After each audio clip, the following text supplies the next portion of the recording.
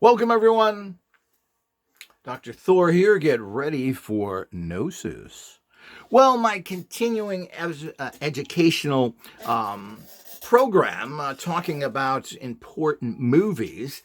And as I said, movies can be very excellent training tools. You're relaxed. You have something to kind of occupy your stupid mind because there's flashing images and music. So it's a great way to learn if you're very selective. And of course, all movies generally have to change things because of the format of them. You know, it's a very short period of time to tell very complicated stories. So you have to be very careful, particularly if they're historical movies, if there's any history really in them. And if producers always think they know better than the public and they're interested in making something that is exciting, not necessarily truthful. So you have to be very careful. Now, this particular interesting Michael Caine movie, and again, here's a top actor, and the movie is called Shock to the System. Now, this was based on a novel, which again, they've changed it to make the film more interesting and more filmable. And I don't think it really changes the context of the movie, but the movie, again, is a fantastic representation of the magical mind and how people work. Now, again, it's kind of a black comedy. It's a murder film about someone who actually does business probably the way you should do business. But I don't consider it all that outrageous, but whatever. That's me. I got a magical mind. So the whole idea is that, and of course, Michael Caine, I think everybody kind of likes. He's a good actor, etc., etc. And this was a film that came out in, what was it, 1980? Oh, 1990. And again, this is based on a best-selling book.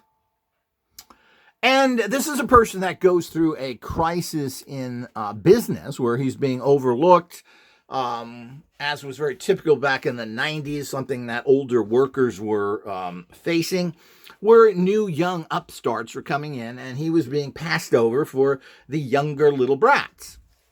When, of course, the person with experience generally is the best person for the job. But, of course, that's never been really the way corporations do things. And, of course, instead of putting the most qualified, they put in the best political person there. But this is a whole other statement on business and everything else, which is quite interesting. But what's interesting about this corporate murder mystery, if you can call it that, or drama, is the unique way the person is looking at things and how he, as a magical-minded person, is seeing his personal position. So with a voiceover, narration throughout the entire film, he looks at things, what would the sorcerer do? How the sorcerer plots. And this is very interesting because this is the kind of mind you should be into as well. If you're a person dealing with alternative thinking and technologies, whether you're a scalar radionic type person or a person that uses magic, or you should be using both. Magic is just ancient tech. There's nothing good or bad about it. You decide whether it's good or bad. And basically, if you've got a problem with that, you shouldn't be using it anyway. Go back and use your comic book religion stuff. Get on your knees and pray to the boogeyman in the sky. So the whole idea is that as a person who is trying to control their environment for their personal and higher purposes, you have to be thinking like this. And this is what's so great about this movie. It shows you, as a person who is into something alternative, how you should be thinking and approaching all of life. Again, it's just plain and simple. It's not gold, it's platinum, baby. Just like the Apprentice to Murder film. So these films, this film in particular, which was not meant to really be an occult thing, but it did show how someone thinks, or how you should be thinking as an alternative person, because everything in life is about manifesting. This isn't about using hocus pocus for some sort of comical use like religious people do, which produce absolutely nothing and live in a fantasy. This is about producing something, controlling your environment, and how you would think if you were a person of great power, whether that's magical or not. So the term in this movie is, how would the sorcerer think? And he goes through his life of how manipulating, how he was screwed out of jobs, how he was basically entirely, his career was ruined, and how he manipulates the system from a sorcerer's mindset to control his life. So a fascinating film, very captivating. All the actors in them are excellent. And of course, certainly Michael Caine did an excellent job here in something that's a little difficult to pull off. But again, a highly recommended movie that everyone should see. Now, again, since this is Michael Caine, I'm hoping that this can be located. Another rare movie. I don't think it did very well when it came out. And it's kind of pushed to the side. But in this day and age, maybe where you're supposed to maybe be able to access everything out there, that you can find this somewhere. But I actually bought a copy of this on DVD, which I'm sure is out of print by now. Maybe you can find this on the usual suspects, eBay, and see if you can get your own copy. I don't know if you can find this on Netflix or not. So you can kind of hunt this up. But that's all part of it. You know, this is part of the challenge of making something be more important in your life, to actually find this and to view it. So this is really one of those things that you must see, like Apprentice to Murder with Donald Sutherland.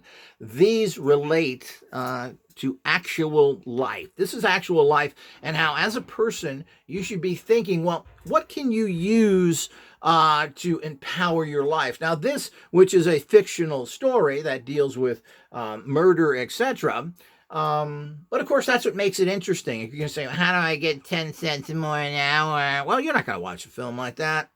So the whole idea is this deals with it on a much higher, more fascinating level, and how all of these things do work. So this is a typical magical mind thinking. And that doesn't mean fantasy. This is how you're taking manifesting science and applying it into a workplace environment. And these are the difficult things to talk about when you're doing lectures and training people in courses and stuff. Well, how would this be used in everyday life? Now, so you come up with things which are kind of, obviously you get a raise, you get a better job, but this shows you on a day-to-day basis, and a lot of people go through this kind of being screwed over and what's going on in their life. What do you do about it? How do you handle it? And how are you approaching life? Now, all of life is where you're operating out of. So if you're operating out of a particular reality, well, that's the reality that you're going to manifest in. And if you think commonly, well, you're going to get whatever the fates, whatever your job wants to throw at you, instead of going for what you deserve to get and going higher than that. So this is a great representation of how to think if you're an alternative person, if you have scalar machines, if you have the knowledge of magic and ritual magic and candle magic. What do you do to manifest in your life? So life is all about manifesting. Manifesting is all about controlling situations in life in general so that they become favorable to you. Not what's favorable to others, not what the fates want to throw at you. You want to manifest what you desire. And of course, if you're the right type of person, you're manifesting things that are mutually beneficial for everybody. But that may not be the case either. Everybody else is stepping on your face, kicking you in the balls, and they're doing what they want. So you have to be up there ready to do that as well.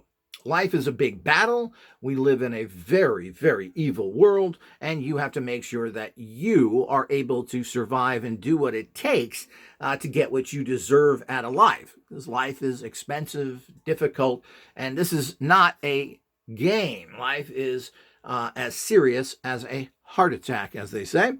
And you need to do whatever is possible to manifest in your life. And of course, that's what this organization that I run is all about. It's about manifesting in life, taking control of your life, and getting out of life what you deserve. So if you don't do that, nobody else will. plain and simple. So, this is a fantastic representation, again, of magical thinking, which is rarely seen. As I said, The Apprentice to Murder is even better, showing this in a much more magical reality, showing how the world looks at things and how the magical mind looks at things. And this is the same exact case with Michael Caine in this particular movie, which shows you how he's thinking. And this is, again, brought to you with a voiceover throughout the film. Just fantastic, excellently done. And I must say, this is, again, a very interesting movie. This is not boring. This is fun to watch, very interesting with the twists and turns, and particularly coming from an alternative empowerment viewpoint, as is Apprentice to Murder.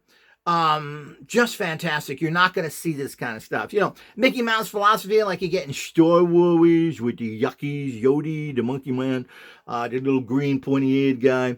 And, of course, even in the pseudo-intellectual, or I shouldn't say pseudo, but certainly the more intellectual Matrix-type films, unfortunately, which pushes a lot of alien philosophy on you, coming from the Germanic Arab thinking, and those people connected to that, are certainly interesting little tools to use, but they really are too fantasy-based. The Matrix in particular is very fantasy-based, and obviously so is Star Wars. So these are really based kind of in a science fiction world that we're looking at. The Matrix is science fiction world as well because of the, they're both fun, interesting films with a good touch of philosophical thinking material that are in those two films. But, I like things that are connected to real life. Probably the best Gnosis film ever made is the Billy Jack series, which shows you what really in-your-face life is about. So the rest of these things, which tend to be too fantasy-based, particularly like The Matrix, and giving people abilities to be super fighters because you get plugged into a machine. Ooh, did that hurt? So the whole idea is that tend to lose perspective with this because you're dealing with that. So it's an artificial world. When you are not an artificial world, like this Michael Caine film and Apprentice to Murder, well, this is based in the real world. And I always like that, just like the Billy Jack movies. This is the real world, and it points out real world situations. And of course, Billy Jack has to deal with the real world, the corrupt evil that is out there, the cowardice people, the corrupt court systems, the corrupt police departments. All of these things are highlighted in the Billy Jack films. So, and a lot of people don't like these because it's too real. And it means this is the world you have to face. So they like to face the fact that there's a tiny little green pointed ear dude. And of course, you're in space shooting laser guns off. How nice, with little laser swords. Well, the bottom line with all this stuff is, you tend to get lost in the special effects and not see the reality of what's going on. So do check this out. Do whatever it takes to get this film. This is something you must see. And I would recommend, if you can, that you actually buy this film. This should be something that you watch about 3 times a year, every year. Until next time.